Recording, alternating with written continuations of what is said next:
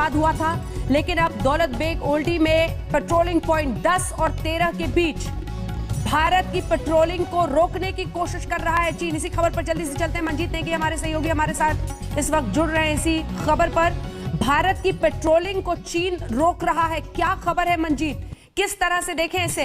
क्या चीन अपनी हरकतों से बाज नहीं आ रहा है? चाहे वो 6 जून की बातचीत हो, उसके बाद 15 जून की वो रात की खूनी झड़प हो, उसके बाद 22 को भी तस्वीरें आई कि वो अपना बिल्डअप बढ़ा रहा है। ये खबर क्या बताती है मंजीत? अंजना, चीन हमेशा एक दोहरी रणनीति के तहत काम करता है। एक तरफ बातचीत की बात करता है और दूसरी तरफ उसका जो सैन्य जमावड़ा है वो अलग अलग इलाकों में बढ़ाता रहा है। गलवान नाले की भी सैटेलाइट इमेज जो इस वक्त हमारे पास मौजूद है उसमें भी साफ तौर पर दिख रहा है कि किस तरह से 5 मई और 6 मई से पहले चीन ने यहाँ तक कि गलवान नदी का जो प्रवाह था उसको भी रोककर अपने बड़े बड़े आर्टिलरी जो वाहन है वो आगे बढ़ाए और सैन्य जमावड़ा किया। इस बीच जब मोल्डो में बातचीत चल रही तो चीन दूसरी तरफ जो दौलत बेग ओल्डी का इलाका है जो वहां पर चीन की साजिश सामने आ रही है, जहां पर चीन की सेना काराकोरम हाईवे पर बढ़त बनाने की कोशिश में है और इसी कोशिश के तहत 10 से 13 के बीच जो पेट्रोलिंग पॉइंट हैं वहां पर उसकी गतिविधि पिछले एक हफ्ते में बढ़ी है।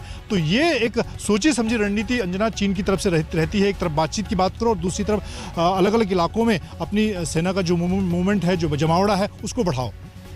ये संकेत क्या है? क्योंकि एक तरफ सैन्य स्तर पर बातचीत हुई, हमने बीते दिन भी देखा था, खबर आई लगभग 11 घंटे बातचीत चली थी मंजीत, जिसके बाद भारत ने साफ कर दिया था कि हिंसा बर्दाश्त नहीं किया जाएगा, नई पॉलिसी है, हिंसा का जवाब गोली से दिया जाएगा।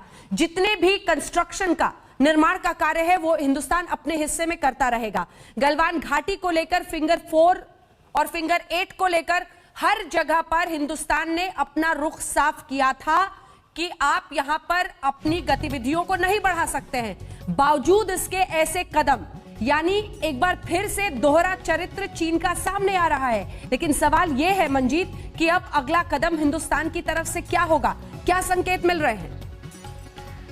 देखिए, चीन की जो कोशिश है वो उनकी जानकारी इसलिए मिल पा रही है कि भारत ने तमाम पूरे लद्दाख की बात करें, पेंगोंग त्सो लेक से लेकर गलवान नाला इलाके से लेकर अब दौलत बेग ओल्डी तक की बात करें तो सेना ने अपना जमावड़ा पिछले एक महीने में काफ़ी बढ़ाया है और इसीलिए चीन की हर गतिविधि लगातार पकड़ी जा रही है। क्योंकि चीन बातचीत की बात कर रहा है लेकिन अलग अलग इलाकों में अपनी सैन्य तैयारियां बढ़ा रहा है और वो हर कोशिश कर रहा है कि जो भी सामरिक तौर पर महत्वपूर्ण इलाके हैं, चाहे इस वक्त हम दौलत बेग ओल्डी की बात करें जहाँ से सीधा काराकोरम हाईवे जो कि चीन के लिए भी महत्वपूर्ण है वो जुड़ता है, तो उसकी कोशिश है कि वहाँ पर एक तरह से सैन्य दबाव, सामरिक दबाव भारत पर बनाए। गलवान नाला इस वक्त पूरी तरह से दोनों तरफ से सैन्य तनातनी वहाँ पर है। इसके अलावा पेंगोंग में भी दोनों सेनाएं आमने सामने हैं।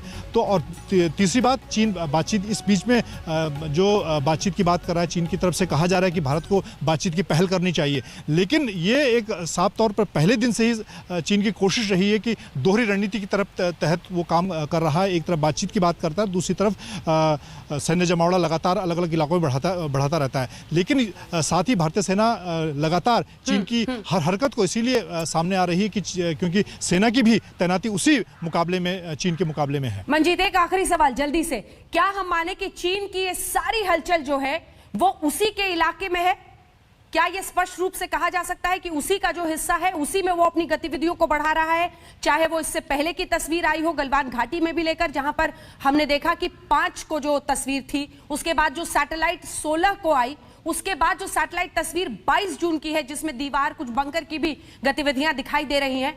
क्या हम माने कि ये सब हलचल चीन अपने हिस्से में ही कर रहा है लेकिन बिल्डअप करते चला जा रहा है?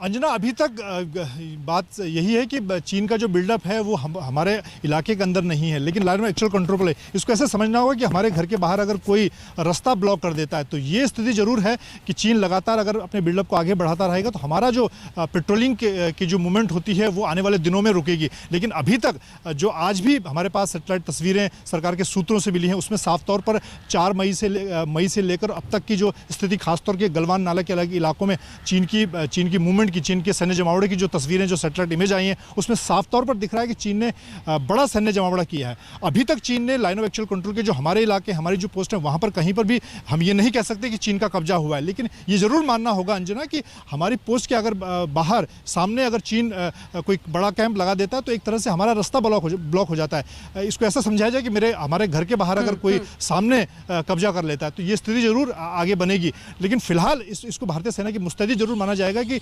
पूरे लद्दाख के इलाके में अलग अलग, चाहे हम पेंगोंग शो लेक की बात करें, गलवान नाला इलाके की बात करें, दौलत बेग ओल्डी की बात करें, जो जहां पर भी ताज़ा पिछले एक हफ्ते के दौरान चीन का मूवमेंट बढ़ा है, ये हमारी सेना की मुस्तैदी की वजह से चीन की लगातार जो चीन आगे बढ़ने की कोशिश कर रहा है उसको रोका जा रहा है और उसको लगातार मॉनिटर किया जा रहा है। धन्यवाद आपका मंजीत नेगी, हमारे सहयोगी दे रहे थे।